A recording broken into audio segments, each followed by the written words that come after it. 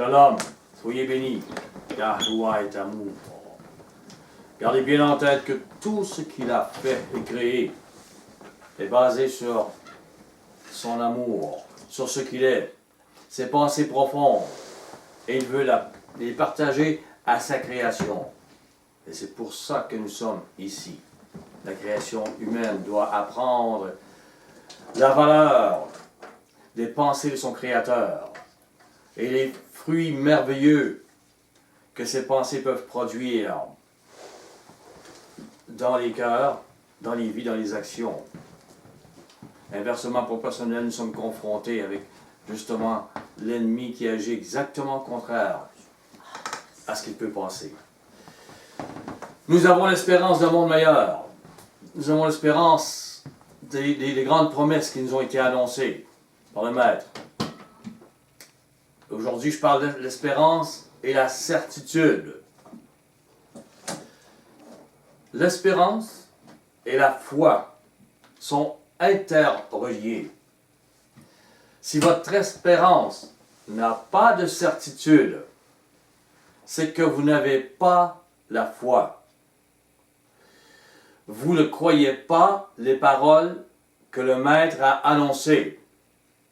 Le Maître dans les cieux, Mashiach, Jésus Tout-Puissant, est venu parmi nous, il s'est rabaissé pour nous annoncer les paroles du Tout-Puissant, de son Père. Et ces paroles, cet enseignement, sont enfermés sont écrits, sont scellés dans le Nouveau Testament. Elles sont vie. Elles sont protégées. Elles sont gardées. J'ai mis quelque chose sur Facebook dernièrement qui explique comment il n'y a pas de livre plus protégé que ce livre. Et que les milliers d'écrits ont été faits à travers l'Asie, ils sont tous la même parole. Ils sont preuve de. Maintenant, prenez avec moi Romains 10, verset 17. Romains 10, verset 17.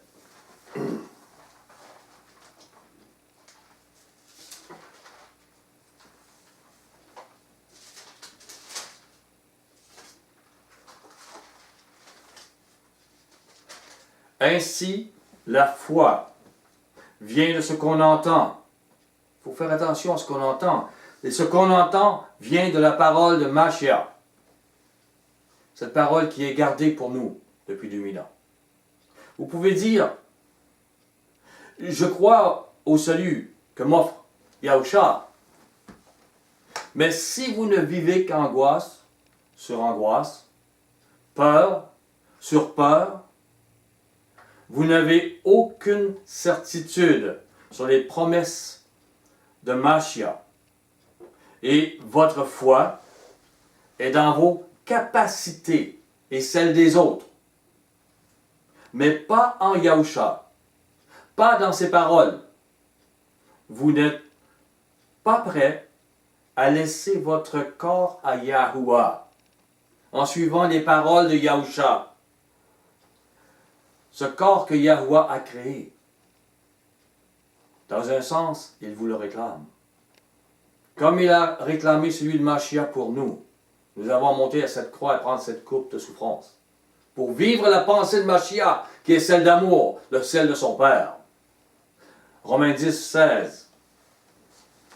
Mais tous n'ont pas obéi à la bonne nouvelle.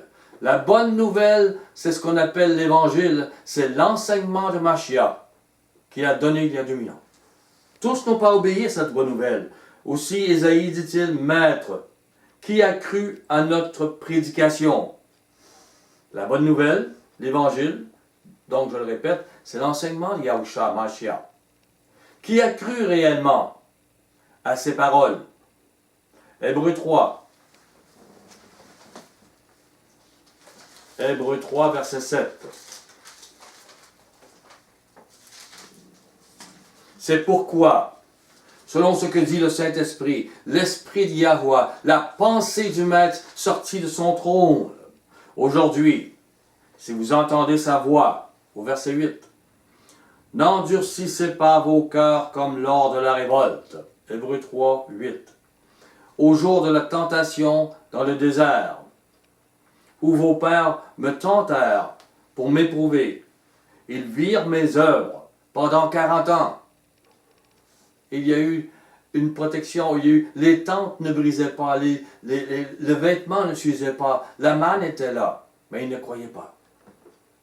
Aussi je fus irrité contre cette génération, et je dis, ils ont toujours un cœur qui s'égare, ils n'ont pas connu mes voies.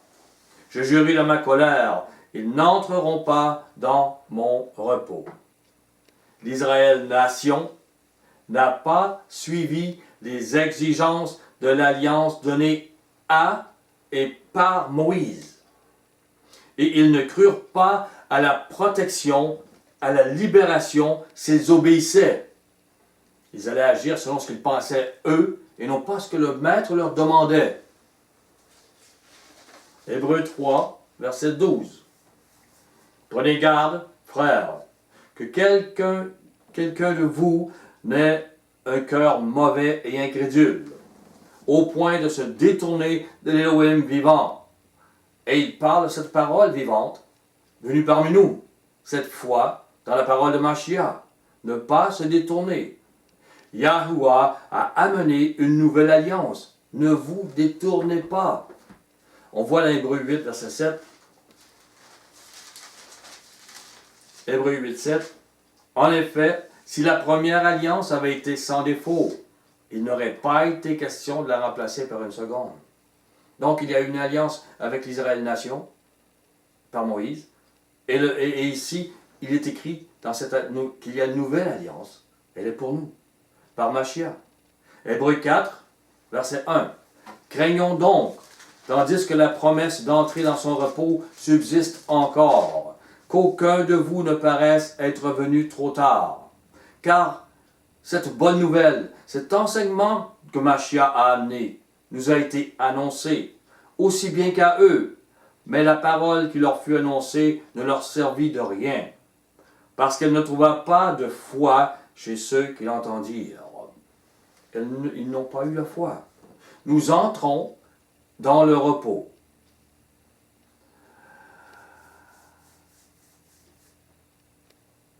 Cette promesse nous est donnée dans une nouvelle alliance, donc.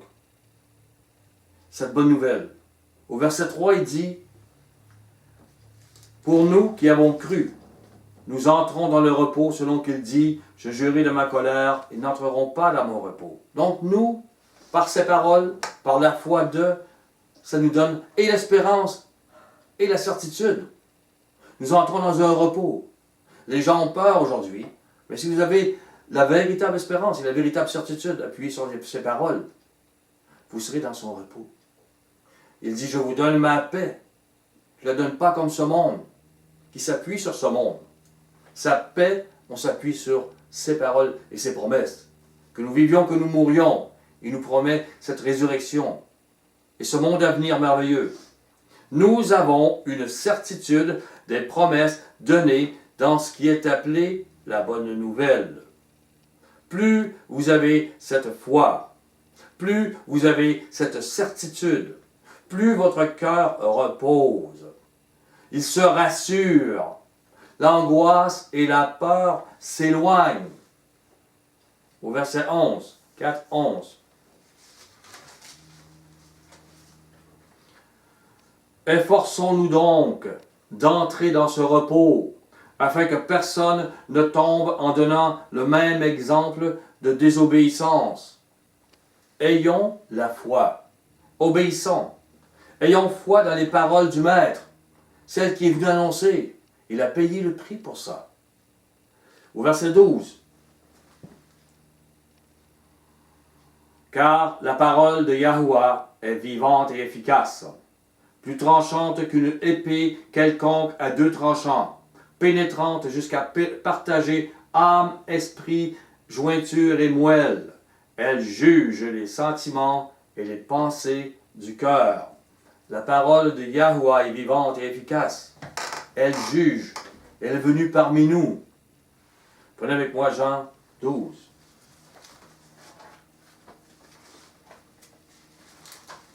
Jean 12. le verset 48. Que dit le Maître, la parole vivante?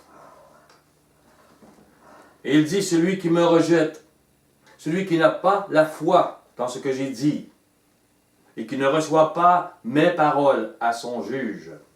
La parole que j'ai annoncée, c'est elle qui le jugera au dernier jour. Celle que nous avons ici et celle qui va nous juger au dernier jour. Voilà ce que dit le Maître. Israël ne se tourne pas, il ne s'est pas tourné vers Yahuwah, mais vers d'autres dieux, vers d'autres rois. Lorsqu'arrivaient des guerres, ils se tournaient vers eux-mêmes. Ils ont dit avoir espérance dans l'Élohim de Moïse, mais ils n'ont aucune certitude dans ses promesses. S'ils auraient obéi, ils n'ont pas eu ce désir d'obéir.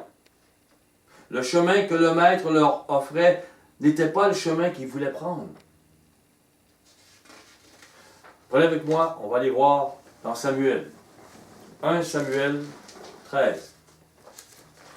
J'ai ri un peu parce que cette semaine, alors que je faisais cette étude, j'avais écrit Samuel.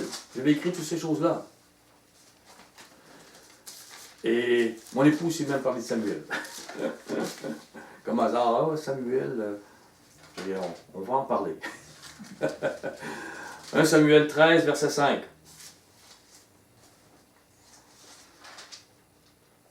Oh, je suis dans 2 Samuel. Bon.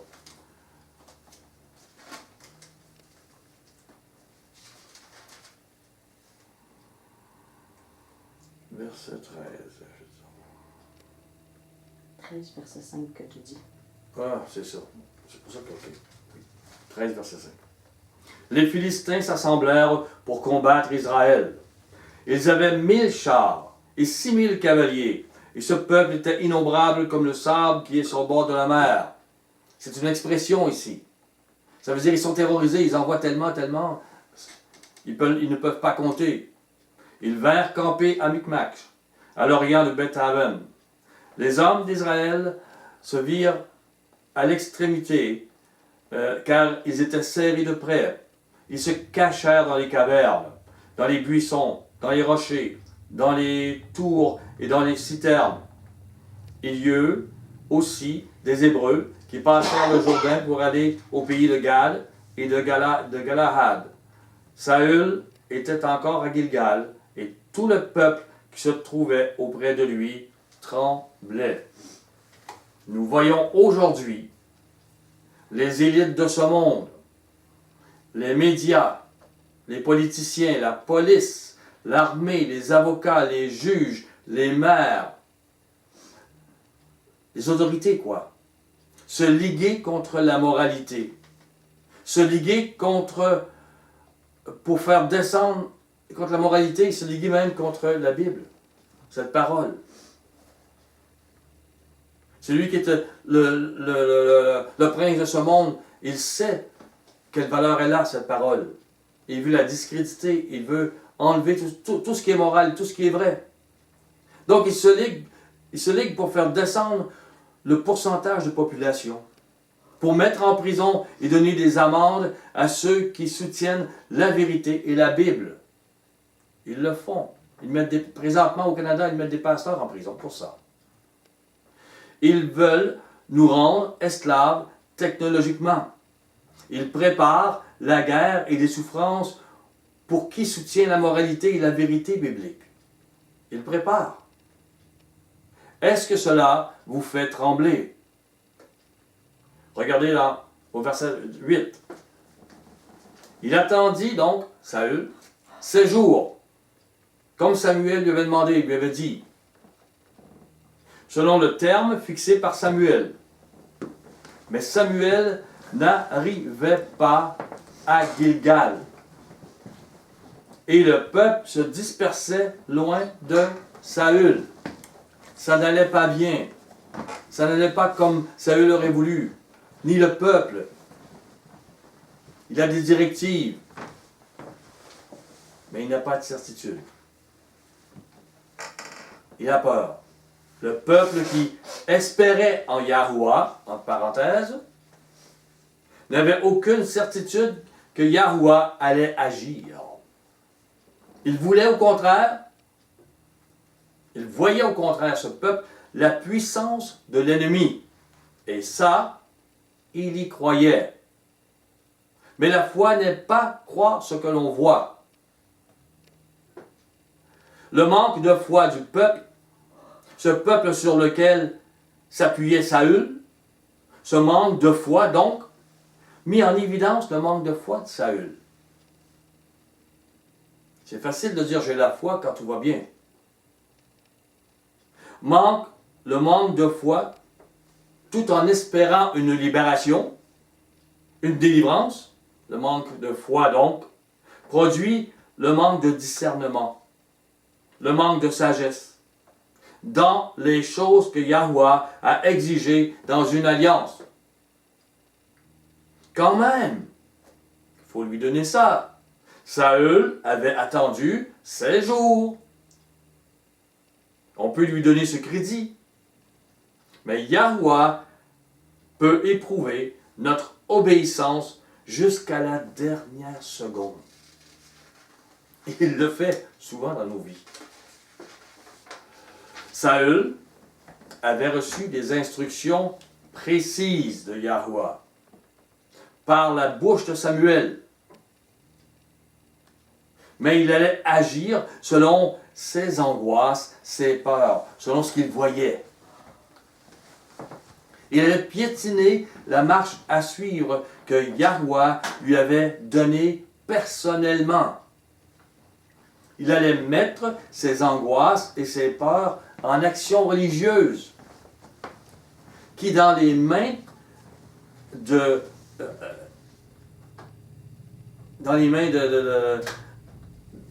et la foi de Samuel, l'homme du Créateur, cela aurait été agréé. Mais ça devenait une grande désobéissance par Saül. Ça ne lui était pas demandé. C'était une action qui prouvait son incertitude devant tout ce qui arrivait. C'est une incertitude devant la puissance de Yahuwah qui pouvait le sauver. Prenez avec moi Ézéchiel. Ézéchiel 14. D'après Jérémie, après lamentation. Ézéchiel 14.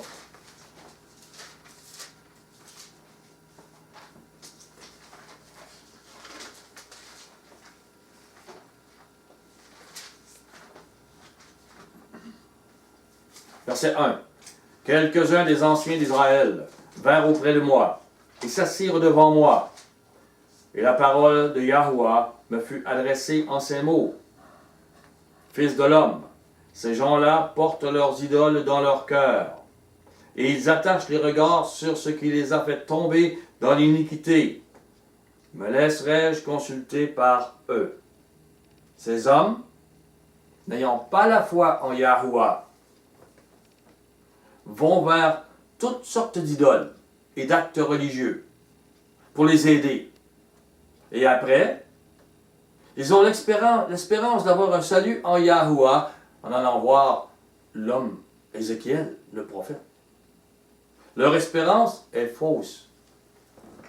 Elle n'est pas fondée sur le roc. Au Ézéchiel 13, verset 22, juste avant.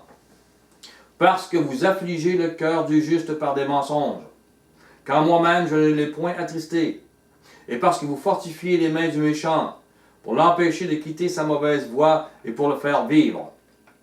Comprenez ici, il y a plein de religions qui prennent la Bible. Et il y a des gens, des justes, qui disent, la Bible dit ça. Mais les pasteurs, les apôtres, ils disent, non, non, non, c'est pas ça que ça dit. Ils les amènent à autre chose. Le maître dit, vous attristez le cœur des justes par des mensonges. Alors le juste, il ne sait plus où aller là. Vous n'aurez plus de vaines visions. Vous ne prononcerez plus d'oracles. Je délivrerai de vos mains mon peuple. Vous saurez que je suis Yahuwah. Il va délivrer Israël de la promesse. Des églises avec un culte romain, profane, et d'autres qui refusent la nouvelle alliance. Voilà ce que les églises visibles font depuis presque 2000 ans. Je vais faire rire des gens.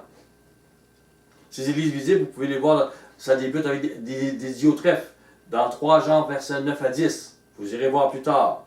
Et aux faux frères, parmi les Juifs.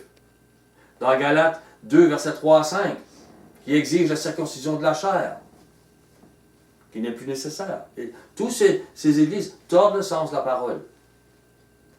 Les églises ont rendu mensonge ce qui était sacré. Aussi, ils fortifient les cœurs de ceux qui sont envahis des fruits de la chair. Ils leur promettent le salut par des règles religieuses sans consacrer leur cœur et leur vie à Yahuwah et sans croire aux paroles de Mashiach. La foi vient de ce qu'on entend. Ézéchiel 16, verset 1. La parole de Yahuwah me fut adressée en ces mots. Fils de l'homme, fais connaître à Jérusalem ses abominations. Aujourd'hui, le Maître veut faire connaître à ses élus, disciples de Yahusha Mashiach, les abominations des églises visibles. On doit revenir à la pureté de l'enseignement de Mashiach. Et elle est là, et elle est protégée par la main du Tout-Puissant. Elle a le sceau du Tout-Puissant. 1 Samuel 13, on retourne à Samuel.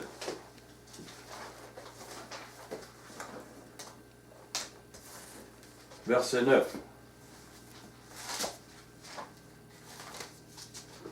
Alors, Saül dit, amenez-moi l'holocauste et les sacrifices d'action de grâce. Et il offrit l'holocauste. Il a eu peur des ennemis, mais il n'a aucune crainte de faire ça devant le Tout-Puissant. Aujourd'hui, ces choses arrivent, les gens vivent la profanation. Venez avec moi, regardez Samuel, peut-être un signet, un marque-page. Venez avec moi Hébreux 10, verset 29. De quel pire châtiment pensez-vous que sera jugé digne celui qui aura foulé aux pieds le fils de Yahuwah, qui aura tenu pour profane le sang de l'alliance, comme si Mashiach suivait toutes les fêtes impies que Rome suit, que Babylone suit, que l'Égypte suivait, comme aujourd'hui. Par lequel il a été sanctifié et qui aura outragé l'esprit de la grâce. Ils ont outragé cette grâce qu'a enseignée Mashiach, cette bonne nouvelle. Saül fit ce que dans l'ancienne alliance, l'ancien sacerdoce, il était totalement interdit de faire. Cela prouvait devant tout le peuple son manque de foi, de droiture, sa désobéissance et la faiblesse de leur Elohim. Car Saül ne le croyait pas assez puissant, cet Elohim, pour le sauver s'il attendait encore. Mais le maître éprouvait Saül. Il devait agir selon ses directives. Retournons dans Samuel.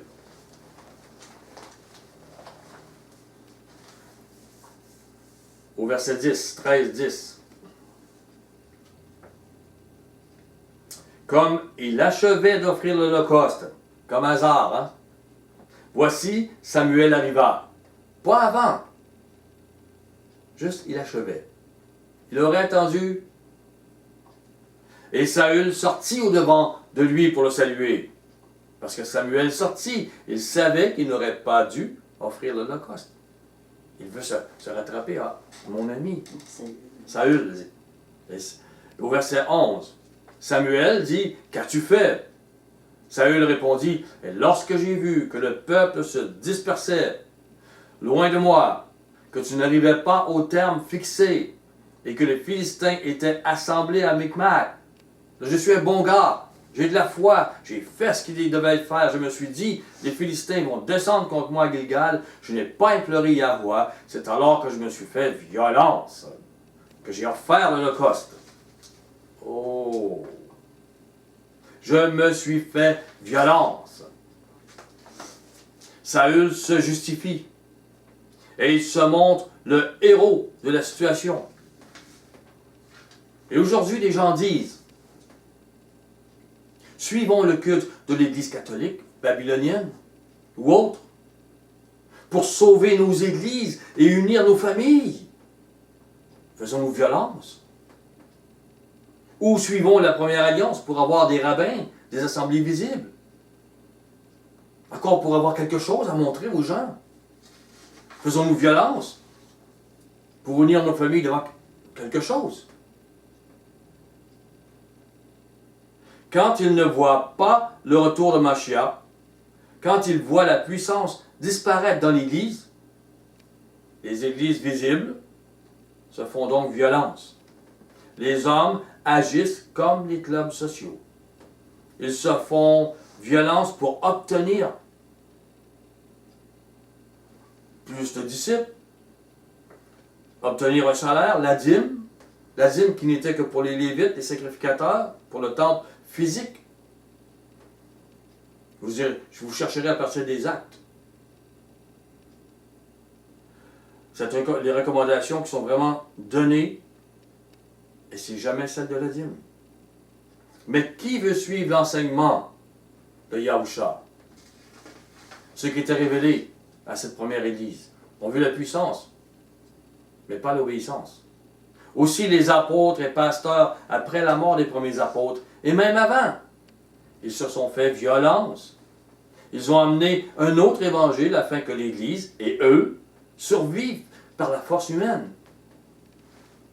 Galates 1.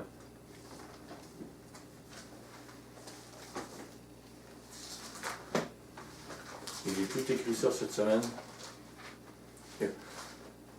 Écrit, inspiré, pensé. On en rêve. Au verset 6. Je m'étonne que vous vous détourniez si promptement de celui qui vous a appelé par la grâce de Mashiach pour passer à un autre évangile, un autre enseignement de Mashiach. Non pas qu'il y ait un autre enseignement, mais il y a des gens qui vous troublent et qui veulent renverser l'enseignement de Mashiach, celui qui a donné là. Mais si nous-mêmes, si un ange du ciel annonçait un enseignement s'écartant de celui que nous vous avons prêché, qu'il soit anathème. Nous l'avons dit précédemment, je le répète à cette heure, si quelqu'un vous annonce un évangile s'écartant de celui que vous avez reçu, qu'il soit anathème. C'est vraiment celui-là que je veux déterrer. Que le Maître veut nous expliquer. Son onction est sur cette parole, et je veux qu'elle soit sur nous, tous. Cette pureté, cette vérité, cette délivrance, qui ne vient pas des hommes de leur puissance, qui vient de lui, des cieux. Et cela va arriver, mais pas au moment où ce que nous voulons. Et peut-être dans des moments très fâcheux, mais la réelle onction va arriver. Elle est arrivée pour l'Église, la première, dans les puits de la première saison. Elle est arrivée à une fête du printemps, la Pentecôte. Je m'attends à ce qu'il y ait une onction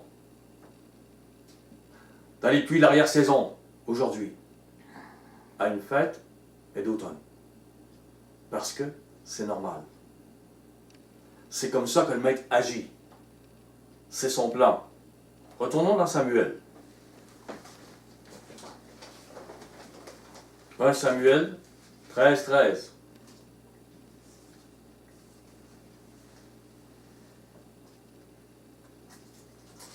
Samuel dit à Saül, « Tu as agi en insensé. Tu n'as pas observé le commandement que Yahweh, ton Elohim, t'avait donné. Yahweh aurait affermi pour toujours ton règne sur Israël. Yahweh veut vous donner son royaume, mais aujourd'hui, il regarde si vous êtes obéissants. Et Gilles, il ne veut pas être insensé. Il vous en parle. Voici les paroles qui doivent nous affermir. Venons dans Matthieu 5, les paroles qui doivent nous affermir. Je retourne encore. Le merveilleux sermon sur la montagne. Verset 38. Vous avez appris qu'il a été dit œil pour œil, dent pour dent. Mais moi je vous dis de ne pas résister aux méchants. Si quelqu'un te frappe sur la joue droite, présente-lui aussi l'autre. Ce qui était dans cette alliance première, maintenant dans notre alliance, ce qui est, présente l'autre joue. Aime. Au verset 43, vous avez appris qu'il a été dit, tu aimeras ton ennemi, tu aimeras ton prochain, tu haïras ton ennemi. Ce ne nous est plus permis. Moi je vous dis, aimez vos ennemis, pas juste leur pardonner, les aimer. Bénissez ceux qui vous maudissent, faites du bien à ceux qui vous haïssent, priez pour ceux qui vous maltraitent et qui vous persécutent. Au verset 46, si vous aimez ceux qui vous aiment, quelle récompense méritez-vous? Les publicains n'agissent-ils pas de même? Il faut être parfait comme notre Père est parfait. 6, au verset 6-14, si vous pardonnez aux hommes ou leurs offenses, votre Père céleste vous pardonnera aussi. Si vous ne pardonnez pas aux hommes, votre Père ne vous pardonnera pas non plus. C'est la justice. Recherchez premièrement le royaume, sa volonté et sa justice. Ce n'est plus comme anciennement, œil pour œil, sa justice, son amour pour. Comprendre ce qu'il est comme pureté et comme ce que nous sommes, ce qu'il a payé pour nous parce que nous sommes impurs et nous ne sommes pas amour comme il l'est. Comprendre et changer. Cet amour, ce pardon, est exigé. Vous ne devez pas attendre que Machia revienne pour le vivre. Votre obéissance est éprouvée aujourd'hui. Saül n'a pas obéi. Nous devons obéir. Samuel a dit insensé. Nous ne devons pas être insensés. Acte 15, versets 19 à 21.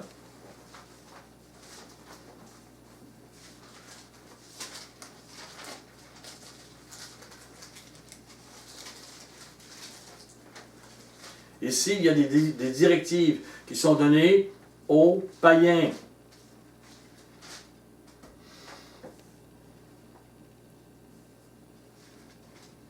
C'est ça. C'est pourquoi je suis d'avis qu'on ne crée pas de difficulté à ceux, les païens, qui se convertissent à Yahuwah, mais qu'on leur écrive de s'abstenir des souillures des idoles, l'idolâtrie, de la débauche, tout ce qui est impur, tout ce qui est immoral, des animaux étouffés et du sang. C'est la nourriture pure ou impure.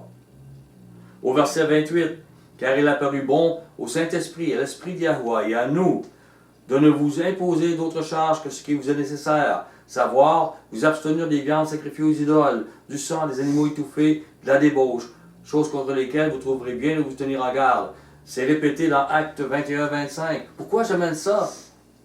Parce que les gens vous disent, les lois sont abolies, mais la dîme n'est pas abolie. Jamais ils demandent cette chose. Et ils vous disent, les idoles à Rome, c'est pas grave. On peut fêter ce qu'ils fêtent. Et vous avez les directives ici. Vous avez, et l'apôtre Paul les a développées pour nous, ces directives. Les apôtres ont développé pour les Juifs des directives. L'apôtre Paul a été spécifiquement pour nous, les païens, pour que nous comprenions. Les apôtres avaient affaire avec surtout les faux frères qu'on voit dans Galates. Nous avons affaire avec les faux frères qui étaient des enseignants, mais enseignants avec l'impiété dans leur cœur. Tout le monde était piégé. L'ennemi a piégé avant même que les apôtres étaient morts. Les pièges étaient tendus. Et nous vivons aujourd'hui ces pièges. Nous devons en sortir. Certaines règles nous éloignent donc des idolâtries. Nous avons à apprendre. Les dirigeants se sont fait violence, malheureusement. Ils ont changé les bases de l'Évangile afin que l'Église, selon leurs bases, puisse être vivable, puisse attirer, avoir du nombre, avoir Mais si ce n'est pas comme cela, où est le sujet de s'élever, de se glorifier, d'avoir un salaire? Où sont les gens que? Où est notre gloire là-dedans? Il n'y a pas de gloire. Il n'y a pas de grands peuples. Si on voit Diotrephe, c'est ceux qui sont l'Église visible n'est plus avec Yahweh. Ce sont les quelques personnes qui sont rejetées, qui se trouvent à être purifiées avec. Où est leur gloire? Il n'y en a pas. L'Église visible a une gloire. Celle des hommes. Elle n'est pas avec le Maître. C'est ainsi aujourd'hui. Romains 3, verset 27. Où donc est le sujet de se glorifier? Il est exclu. Par quelle loi? La loi des œuvres? Non, mais par la Torah de la foi. C'est par la foi. L'Église visible est devenue rebelle. Donc on dit à l'apôtre Jean et à son évangile, comme on l'a vu dans 3 Jean 9, 10. On retourne à Samuel. Je n'ai pas terminé. Samuel, au verset 14. Chapitre. 13. 1 Samuel 13, 14.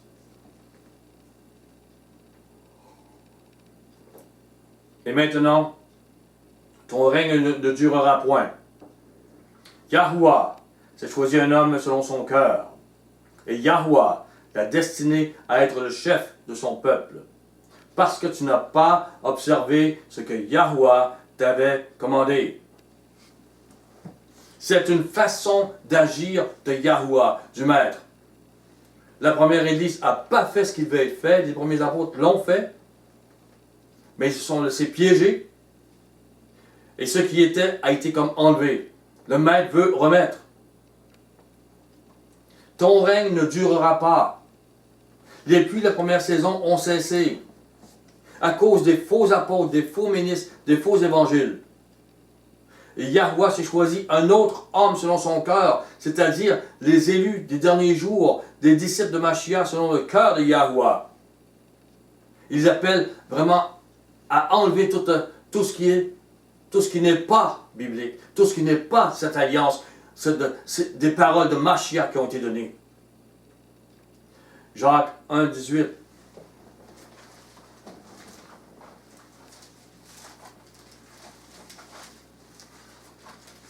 Je vous aime et je voudrais tellement que tous comprennent ces choses, soient délivrés. Au verset 18, Jacques 1.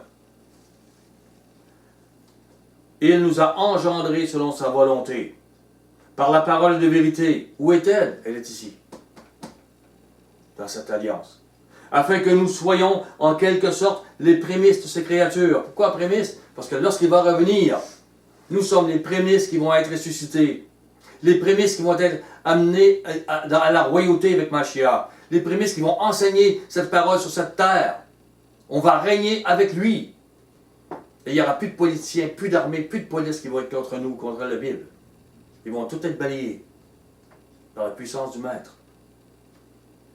C'est ce qu'il va faire. C'est ce qui nous est attendu. C'est pourquoi aujourd'hui on souffre. C'est pourquoi aujourd'hui on est amené, des fois, on peut mourir pour cela. C'est la résurrection. Ayez la certitude. La résurrection. Jérémie 5, 24.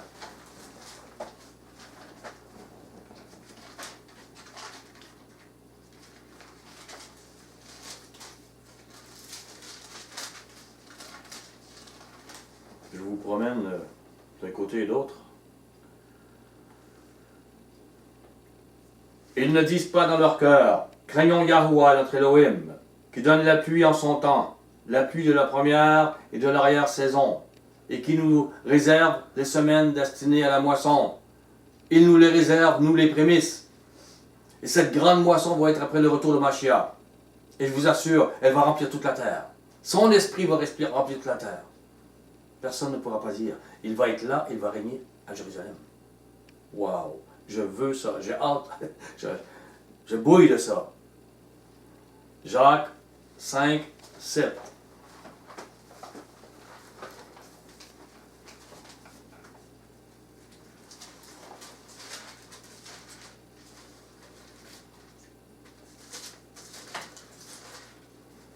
Soyez donc patients. Ne pas être comme Saül. Soyons patients, frères, jusqu'à l'avènement du Maître. Voici, le laboureur attend le précieux fruit de la terre, prenant patience à son égard, jusqu'à ce qu'il ait reçu les pluies de la première et de l'arrière-saison. Les pluies de la première ont été données, ce peuple a été sacrifié, ça. Les pluies de l'arrière-saison arrivent, et il attend cela. Puis il va venir. Les pluies de l'arrière-saison, l'onction déverse les arts de l'esprit, les promesses spirituelles. Comme pour la première Église, c'est ce que je crois. On doit être purifié d'abord. Cette onction sera peut-être donnée, comme je disais, à une fête d'automne. Il faut avoir la certitude des promesses, mais aussi comprendre qu'il faut attendre le temps de Yahuwah. C'est deux choses. Si vous ne connaissez pas son temps, vous allez agir d'une façon qui n'est pas sage. Acte 1.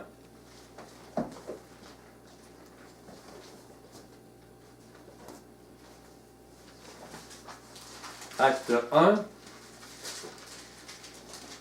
verset 3.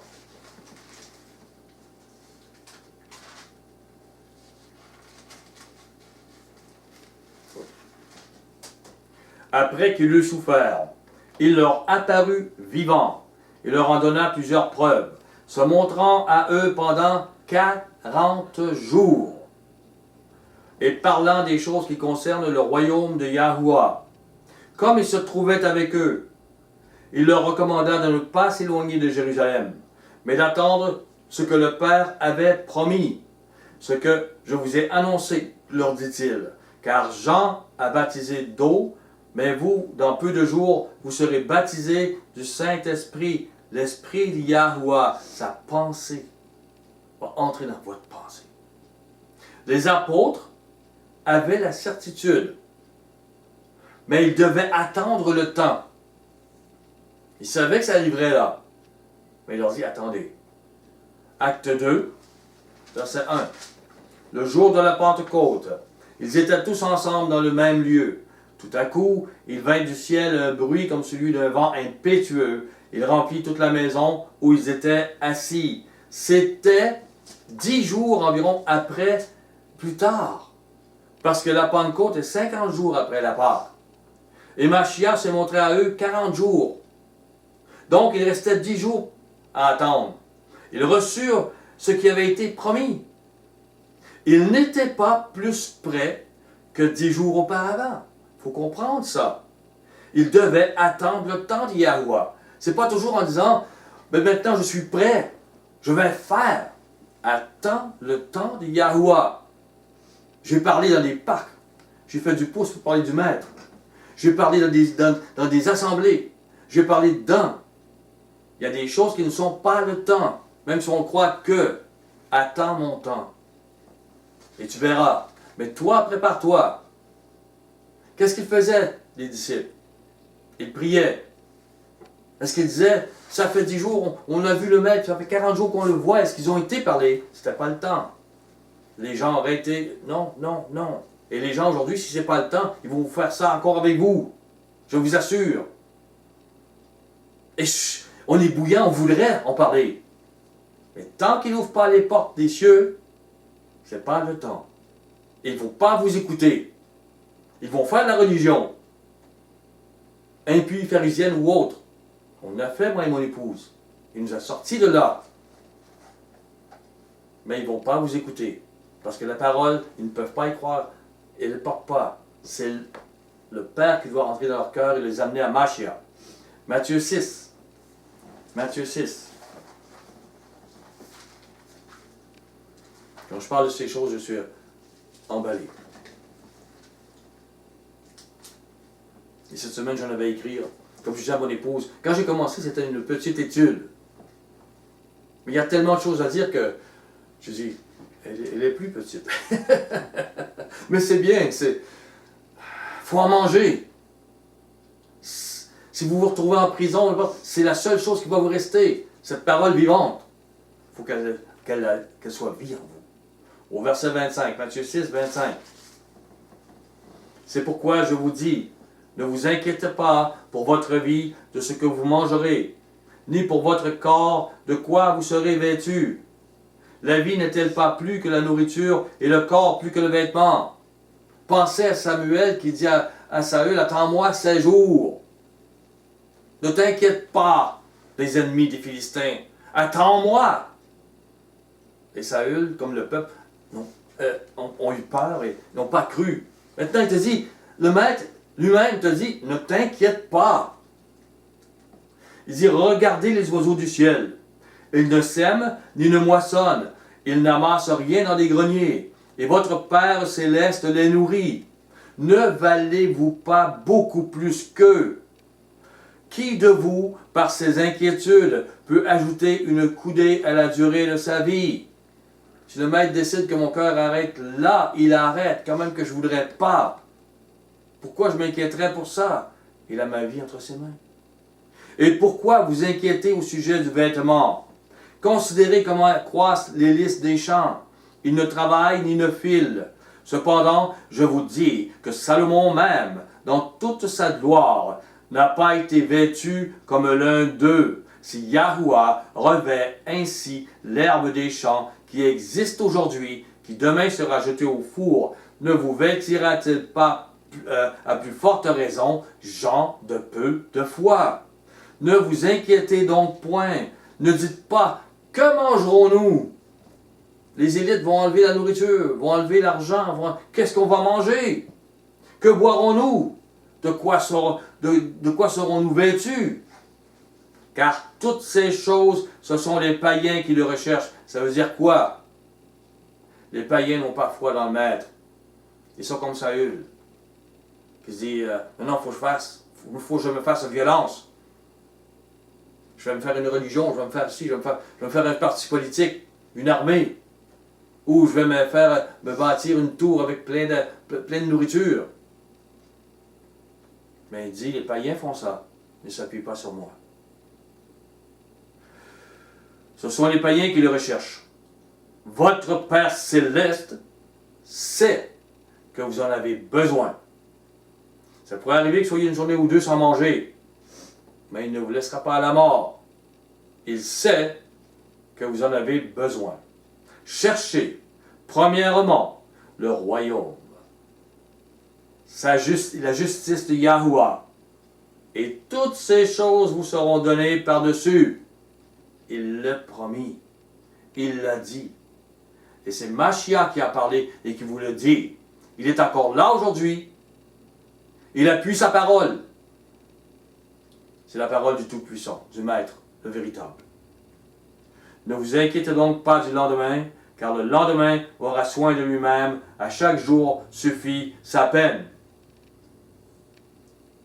Vous avez l'espérance. Oui, il va venir. Avez-vous la certitude de tout ce qu'il a dit là? Ou êtes-vous angoisse sur angoisse, peur sur peur? Qui êtes-vous? Où est votre foi? Est-ce que vous croyez ce qui a été dit là? La foi vient de Mashiach, la parole de ce qu'on entend. L'espérance dans les promesses et la certitude dans les promesses doivent être la même chose. Car c'est votre foi qui en décide. Si elles sont différentes pour vous, l'incertitude vous troublera devant les événements et les réponses que vous n'aurez pas pour votre vie. Car le Maître agit et parle à celui qui croit à ses paroles. Pas à ceux qui font une religion. Ceux qui croient à ses paroles, il va leur expliquer davantage. Voilà ce qu'elles veulent dire, voilà ce qu'elles sont. Voilà. 1 Pierre 3, verset 13. 1 Pierre 3, 13. Et qui vous maltraitera si vous êtes zélés pour le bien? Et d'ailleurs, même si vous souffriez pour la justice, on a parlé de quoi comme justice? Aimer ton ennemi, faire du bien. Même si tu souffres en faisant les choses bien, on te maltraite en faisant les choses bien, en aidant, vous seriez heureux. N'ayez d'eux aucune crainte. Ne soyez pas troublés. Mais sanctifiez dans vos cœurs Mashiach Adonai. Comment le sanctifier? En suivant ses paroles, en croyant en lui. En le croyant. Étant toujours prêt à vous défendre avec douceur et respect devant quiconque vous demande raison de l'espérance qui est en vous. Pourquoi tu espères ça? Pourquoi tu es dans le repos? Pourquoi tu as cette certitude?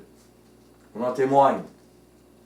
Et ayant une bonne conscience, afin que là même où ils vous calomnient, comme si vous étiez des malfaiteurs, ceux qui décrient votre bonne conduite en Mashiach soient couverts de confusion. Car il vaut mieux souffrir, si telle est la volonté de Yahuwah, parce que ça peut arriver, en faisant le bien qu'en faisant le mal. Ne soyez pas troublés. Jean 5.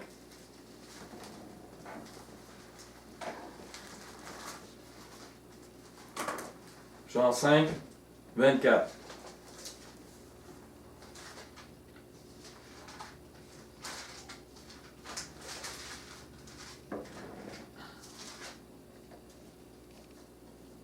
Je crie au maître qu'il ouvre vos cœurs. Je crie au maître qu'il ouvre dans ces temps de la fin à ses élus. Qu'il met toute la lumière qui était dans ses paroles. Je crie au maître qu'il donne le pain de ce jour. Le pain véritable dans cette nouvelle alliance, comme il l'a donné pour la première Église.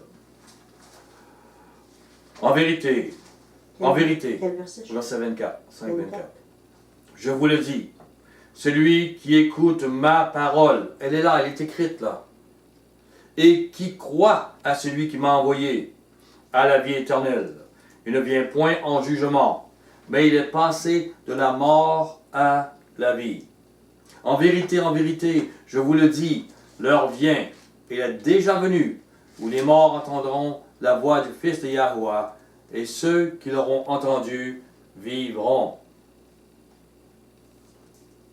En vérité veut dire, c'est vrai. Je ne vous mens pas. Cette parole vient des cieux, et elle vient d'Yahusha, elle vient d'Yahuwah, par la bouche de Yahusha. En avez-vous la certitude? Les paroles de Mashiach demeurent-elles en vous? Au verset 37. 37, il dit, et le Père qui m'a envoyé a rendu témoignage de moi. Vous n'avez lui-même témoignage de moi.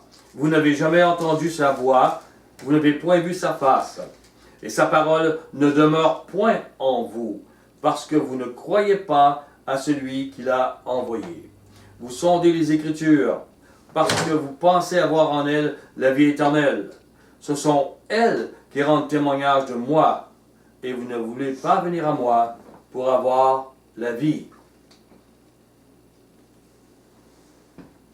Sondez-vous les Écritures bibliques, sans avoir la certitude dans les paroles, l'enseignement d'Yahusha qui est là. Au verset 41, je ne tire pas ma gloire des hommes, mais je sais que vous n'avez point en vous l'amour de Yahuwah. Je suis venu au nom de mon... non, on va rester là. Le centre de l'enseignement d'Yahusha, c'est l'amour. Car son Père céleste est amour. Et les actions et les paroles de Mashiach révèlent son Père. Et cet amour-là, vous ne l'avez pas en vous. Jean 14. Jean 14. Verset 22. Jude, non pas l'Iscariote.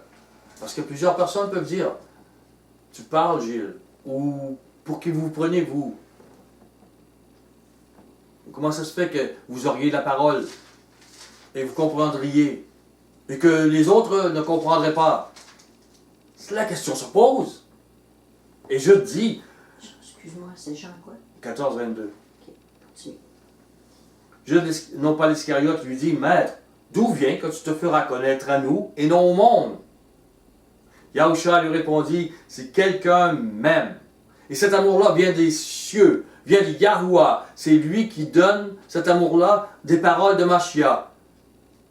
Si quelqu'un m'aime, aime ce que je suis, il gardera ma parole. Et mon Père l'aimera. Nous viendrons à lui. Nous ferons notre demeure chez lui. Celui qui ne m'aime pas ne garde point mes paroles, et la parole que vous entendez n'est pas de moi, mais du Père qui m'a envoyé.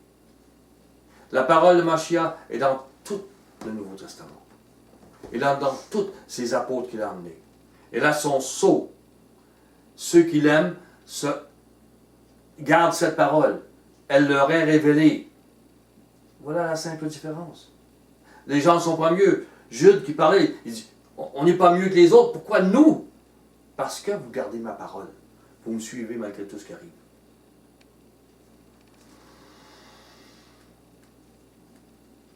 Jean 15, verset 9. Comme le Père m'a aimé, je vous ai aussi aimé. Demeurez dans mon amour. À vous penser? Mashiach nous a aimés du même amour que le Père l'aime lui. Et nous devons demeurer dans son amour à lui, qui est l'amour de son Père. Waouh! C'est pas n'importe quoi et à peu près. Demeurer dans son amour. Jean 8, 30. C'est pas une chose impossible. C'est un ordre. C'est une raison de vie. C'est notre pensée qui va disparaître pour que sa pensée à lui, ce qu'il est, vive en nous. Jean 8, verset 30.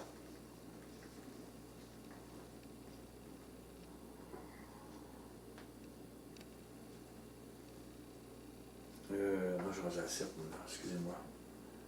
Comme Yahusha parlait ainsi, plusieurs crurent en lui. Bon, ils crurent.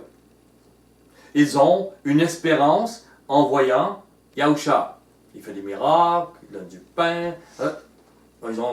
Mais leur espoir n'est pas selon ce que révèle Mashiach. Et leur espoir n'exige pas qu'ils croient et suivent les paroles de Mashiach. Ils ont leur pensée religieuse en suivant Mashiach. Leur pensée religieuse est plus forte que la parole de Mashiach pour eux. Parce que ça provient de Moïse, ça provient des psaumes, ça provient des... Alors, leur philosophie de la vie, leur pensée religieuse, ils ont leur façon de suivre ce qu'a dit Moïse.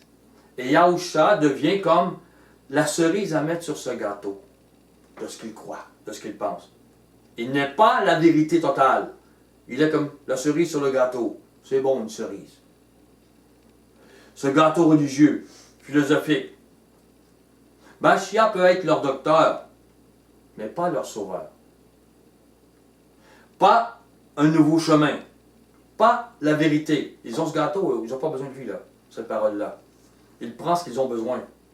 Le reste. Jean 8, 31. Et il dit aux Juifs qui avaient cru en lui, si vous demeurez dans ma parole, vous êtes vraiment mes disciples. Donc votre gâteau il peut disparaître. C'est ma parole qui doit être le gâteau. Votre forteresse doit disparaître. C'est moi qui dois être. Vous savez? Là, c'est un choc. Mashiach les connaît. Il sait leur incertitude au sujet de ce qu'il est et au sujet de sa parole. Pour être disciple de Yahusha, il faut demeurer dans ses paroles. Au verset 32. Vous connaîtrez la vérité. Oh, ça c'est un choc. Le gâteau vient d'exploser. Leur forteresse est... La vérité vous affranchira. Scandale. Il leur apprend que bien qu'ils soient juifs, qu'ils aient entendu les écrits de Moïse et des prophètes, bien qu'ils soient le seul peuple qui ait les écrits de Yahuwah, une alliance avec Yahuwah, Mashiach leur apprend donc qu'ils n'ont pas la vérité. Wow! Et qu'ils ne sont pas affranchis par la Torah qu'ils connaissent. Oh! Mais en suivant la vérité de la bouche de Mashiach, ils seront affranchis. C'est un grave problème. Jusqu'à aujourd'hui, les Juifs qui disent croire à Mashiach ne croient pas à ses paroles, la nouvelle alliance. Et ils croient le salut par Moïse, en prenant Mashiach comme une cerise sur le gâteau, si on veut, même, pour plusieurs. Moïse annonçait qu'en vérité, nous étions condamnés. Mashiach annonce le chemin, la vérité, pour échapper à cette condamnation. Voici le message. Jean 8, verset 33.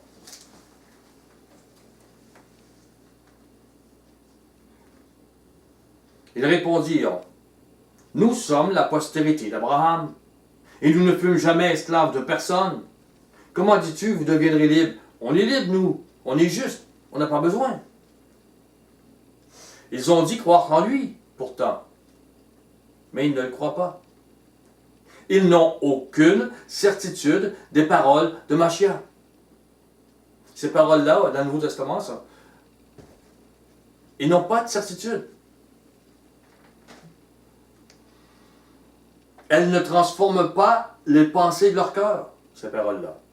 Ils n'ont aucune certitude de qui est devant eux. Ils n'ont aucune foi que la parole de Mashiach est celle qu'a déposée le Maître de l'univers dans la bouche de Mashiach. Et que cette Maître de l'univers a la puissance de garder cette parole, cette sainte parole. Ils ne croient pas. Au verset 34. En vérité, je vous le dis, leur répliqua Yahusha, quiconque se livre au péché est esclave du péché. 2 fois en vérité, Yahusha assure qu'il dit la vérité. Et il leur explique que quel que soit leur effort pour suivre la Torah donnée à Moïse, ils sont livrés au péché quand même. Paul dit, tous ont péché. Voilà ce qu'il dit. Au verset 35. Or l'esclave, si vous demeurez seulement comme ça, seulement suivre cette loi par vos propres efforts, sans suivre moi, mon chemin, ne demeure pas toujours dans la maison. Le Fils y demeure toujours. Si donc le Fils vous affranchit, vous serez réellement libre. L'enseignement de Yahusha montre la lumière pour être justifié aux yeux de Yahuwah. Il n'y a pas d'autre lumière. Galates 3.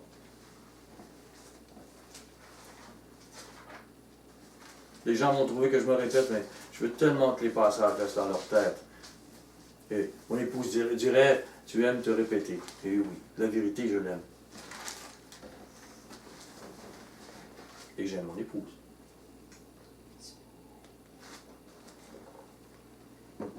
Je la fais sourire, c'est bien. Galates 3, quoi. Verset 10. Car tous ceux qui s'attachent aux œuvres de la loi sont sous la malédiction.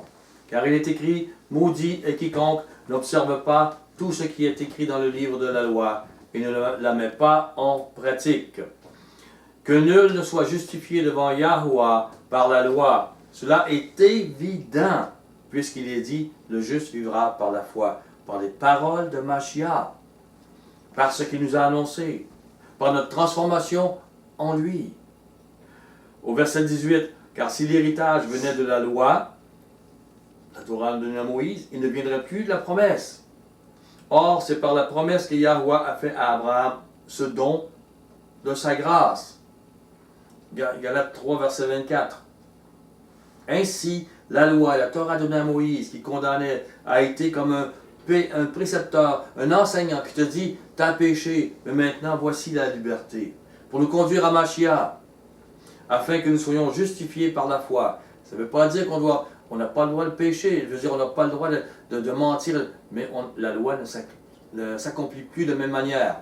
On n'a plus le droit de lapider, on n'a plus le droit de d'haïr, on n'a plus le droit, non, on doit, parce que ce n'est pas de suivre le culte qui nous sauve. Ce n'est pas de ne pas mentir qui nous sauve. Nous avons tous péché quand même. C'est de faire cette miséricorde, de vivre cette pensée de Yahuwah qui nous transforme totalement, transforme notre cœur, qui nous sauve. Voilà ce qui est enseigné. Et les Juifs devant Mashiach ne comprennent absolument pas ça. Ils n'ont aucune certitude des paroles de Yahusha. Et pour eux, la foi leur fait suivre la Torah de Moïse. Il en est encore ainsi aujourd'hui pour la majorité messianique. Je les aime, qu'ils soient bénis, que le Maître ouvre leurs yeux, leur cœur. Au verset 26, Galates 3, 26.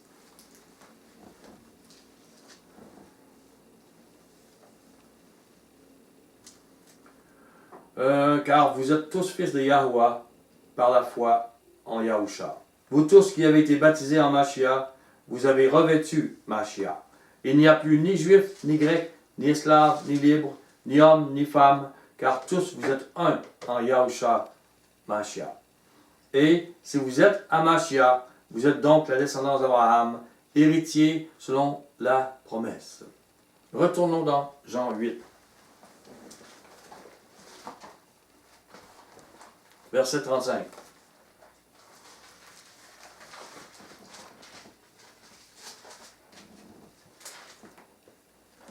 Or, comme il disait, l'esclave ne demeure pas toujours dans la maison, le Fils y demeure toujours. Si donc le Fils vous affranchit, vous serez réellement libre. Je sais que vous êtes la postérité d'Abraham, mais vous cherchez à me faire mourir parce que ma parole ne pénètre pas en vous. Les Juifs ont un espoir, ils ont une espérance, ils attendent un royaume, mais aucune certitude des paroles de Mashiach. Même s'ils prennent son nom. Et certains veulent bien un espoir par Mashiach. Mais ces paroles ne changent pas leur pensée religieuse, elles ne pénètrent pas en eux, et c'est ce que Mashiach leur dit. Verset 38. Je dis ce que j'ai vu chez mon Père, et vous, vous faites ce que vous avez entendu de la part de votre Père. L'être humain, juif ou non juif, s'est bâti un gâteau, des forteresses de pensée religieuse, philosophique, sociale, familiale. Et bien qu'ils peuvent vivre une religion proclamant le Messie de la Bible, ils prennent la Bible et la mettent comme une cerise sur le gâteau. Ce n'est pas leur pensée. Les paroles du Messie passent au-dessus de leur cœur. Comment avoir la certitude des promesses de ce qu'a dit le Maître, alors que les paroles du Maître n'ont pas cette autorité, ce droit de changer leur propre pensée, leur cœur? Alors s'ils sont incrédules là, et dans l'incertitude, ils sont dans l'incertitude et la peur devant tout ce qui arrive. Mashiach n'est pas vraiment leur maître, même s'ils prononcent son nom, même s'ils prennent la Bible. Au verset 39, ils lui répondirent, notre Père, c'est Abraham. Yahusha leur dit, si vous étiez enfant d'Abraham, vous feriez les œuvres d'Abraham. Mais maintenant, vous cherchez à me faire mourir, moi, qui vous ai dit la vérité, que j'ai entendu de Yahuwah. Cela, Abraham ne l'a point fait. Vous faites les œuvres de votre Père. Ils lui dirent, nous ne sommes pas des enfants illégitimes. Nous avons un seul Père, Yahuwah. Yahusha leur dit, si Yahuwah était votre Père, vous m'aimeriez, car c'est de Yahuwah que je suis sorti et que je viens. Je ne suis pas venu de moi-même, mais c'est lui qui m'a envoyé. Est-ce que vous aimez les paroles de Mashiach? Est-ce que vous saisissez vraiment que Yahusha est sorti directement de Yahuwah? Est-ce que vous aimez Mashiach? Ou ces paroles, que je répète, les paroles de Mashiach, sont-elles scandales pour vous? On ferme la ligne. Au verset 43. Pourquoi ne comprenez-vous pas mon langage? Parce que vous ne pouvez écouter ma parole. Au verset 45. Et moi, parce que je dis la vérité, vous ne me croyez pas. Qui de vous me convaincra de péché? Si je dis la vérité, pourquoi ne me croyez-vous pas? Celui qui est le Yahuwah écoute les paroles de Yahuwah. Vous n'écoutez pas parce que vous n'êtes pas de Yahuwah. Il est écrit au début, ces Juifs crurent en Mashiach. Mais, quelles étaient leurs croyances et leurs certitudes au sujet de Yahusha et de ses paroles? Dire qu'on croit et croire vraiment, c'est autre chose. Au verset 52. Maintenant, lui dirent les Juifs, nous savons que tu as un démon. Abraham est mort, les prophètes aussi. Et tu dis, si quelqu'un garde ma parole, il ne verra jamais la mort. Je vous assure, il y a des gens qui peuvent entrer avec la vérité dans des assemblées. Et c'est connu. Ils vont entrer avec la vérité, ils vont se faire dire, tu as un démon, on va prier pour toi. Pourquoi? Parce que ta vérité n'est pas la nôtre, là. C'est des réalités, ça. Ça s'est vécu. Ceux qui croient vraiment aux paroles de Yahushua comprendront un jour ce qu'il a annoncé. Pas les autres. Tout demeure scellé. Et si vous allez vers leur ministère, leur pasteur, ils vont dire, vous avez un démon. Jean 9, verset 1. Yahushua vient en passant, un homme aveugle de naissance. Comprenez tout ce qui vient d'arriver là. Tout ce qui était parlé. C'est en corrélation avec ce qui se vit là. Souvent, le maître met un témoignage. Cet homme est un symbole énorme. Il est aveugle de naissance. Ses disciples lui posèrent la question, Rabbi, qui a péché, cet homme ou ses parents, pour qu'il soit né aveugle? Yahushua répondit, ce n'est pas que lui ou ses parents aient péché, mais c'est afin que les œuvres de Yahuwah soient manifestées en lui. Ils ne comprennent pas du tout ce que le maître est en train de dire. Pourquoi? Parce que cet aveugle-né représente l'Israël nation que le maître vient de parler. C'est les Juifs qui disent croire et qui ne croient pas. Qui n'a jamais reçu l'esprit de Yahuwah pour voir. L'Israël nation n'a jamais reçu l'esprit. Et la guérison de l'aveugle représente Israël la promesse, qui reçoit l'esprit, qui est éclairé sur les paroles de vie qu'annonce Mashiach. C'est ainsi que les œuvres de Yahuwah, son amour, son salut, est manifesté. On voit dans Romains 9, versets 6 à 8. On va aller.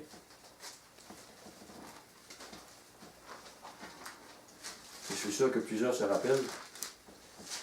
9, verset 6. Romains 9. Ce n'est point à dire que la parole de Yahuwah soit restée sans effet, car tous ceux qui descendent d'Israël ne sont pas Israël. Pourquoi? Ce sont les aveugle-nés. Ils n'ont pas reçu l'esprit. Le maître leur a parlé, il a donné une loi en leur disant, voici pourquoi l'homme est pécheur. Mais la nation est aveugle-née. Et bien qu'ils soient la postérité d'Abraham, ils ne sont pas tous ses enfants. Mais il est écrit en Isaac, par lequel on a la vie, par lequel l'aveugle voit, qui est l'obéissance. Tu auras une postérité appelée de ton nom, c'est-à-dire que ce ne sont pas les enfants de la chair qui sont enfants de Yahuwah, mais que ce sont les enfants de la promesse qui sont regardés comme la postérité. Et ils sont de toutes les nations. Ils seront des sacrificateurs bientôt. Jean 2, verset 23. Il y a tellement de choses à dire. Mais je ne parlerai pas toute l'après-midi. Bien sûr. La fin arrive bientôt. Là. Jean 2, 23.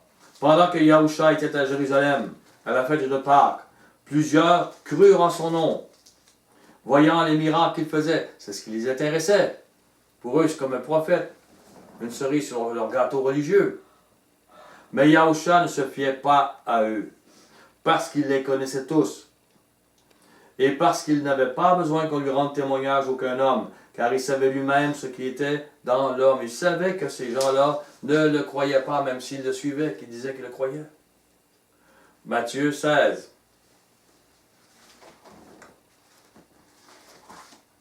Verset 21.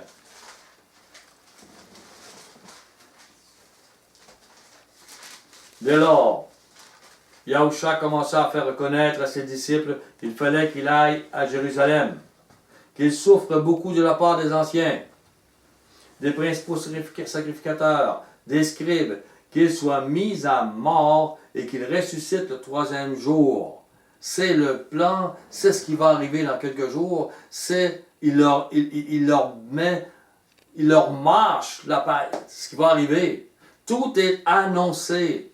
Tout est clair, mais les forteresses de pensée rendaient les apôtres aveugles et incrédules. Ils ne pouvaient pas croire ça. Ils avaient leur gâteau à eux, leur forteresse. Les disciples savaient que Mashiach avait les paroles de vie, mais elles ne pénétraient pas en eux. Elles se brisaient par leur forteresse de pensée religieuse, leur idée d'un prophète, d'un roi qui sauve les Juifs de l'occupation romaine ou toutes sortes d'autres choses. Il se voyait des généraux près de lui, là. Pas qu'il allait mourir. Au verset 22. Pierre, l'ayant pris à part, se mit à le reprendre et dit, « À Yahweh ne plaise, maître, cela ne t'arrivera pas. » Mais Yahusha se retournant, dit à Pierre, « Arrière de moi, Satan. Tu mets en scandale, car tes pensées ne sont pas les pensées de Yahweh, mais celles des hommes. » La forteresse religieuse en Pierre a allègrement accepté la parole de Satan. Elles vont avec la logique humaine. Où était la foi des apôtres? Qui était leur espérance? Leur certitude? L'espérance et la foi sont interreliées. Ils n'avaient pas la foi vraiment dans ces paroles. Elles passaient au-dessus d'eux. Ils savaient qu'il y avait, mais ils ne comprenaient pas. Elles n'entraient pas. Si les apôtres auraient eu foi dans les paroles de Mashiach, leur espérance aurait été basée sur le roc. Satan n'aurait pu rien dire. Et aurait été différente. À tout le moins, s'ils avaient eu la bonne espérance, ils auraient eu le bon chemin pour s'y rendre. Ayez foi. Croyez aux paroles de Mashiach, à son enseignement, ce qu'on appelle l'évangile, la bonne nouvelle. Je répète dans Romains 10, 17, il dit la foi vient de ce qu'on entend. Ce qu'on entend vient de la parole de Mashiach. Ayez la certitude de ces paroles. Regardez avec moi l'argent 16.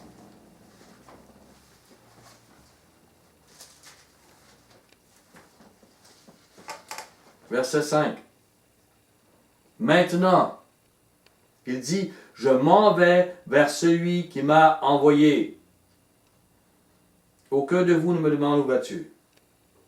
Mashiach avait la certitude qu'il ressusciterait et qu'il retournerait à son Père. Pour lui, c'était, il allait mourir, mais ressusciter et retourner.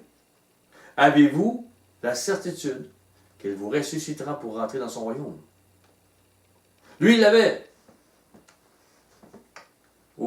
Jean 14, verset 1. Que votre cœur ne se trouble point. Croyez en Yahweh. Croyez en moi.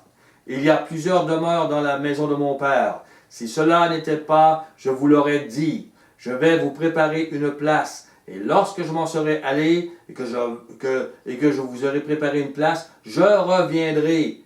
Et je vous prendrai avec moi, afin que là où je suis, vous soyez aussi. Et lorsqu'il reviendra, nous aurons une place. Il a préparé. Ce sera dans le royaume. En avez-vous la certitude? Soyez bénis. Je vous aime.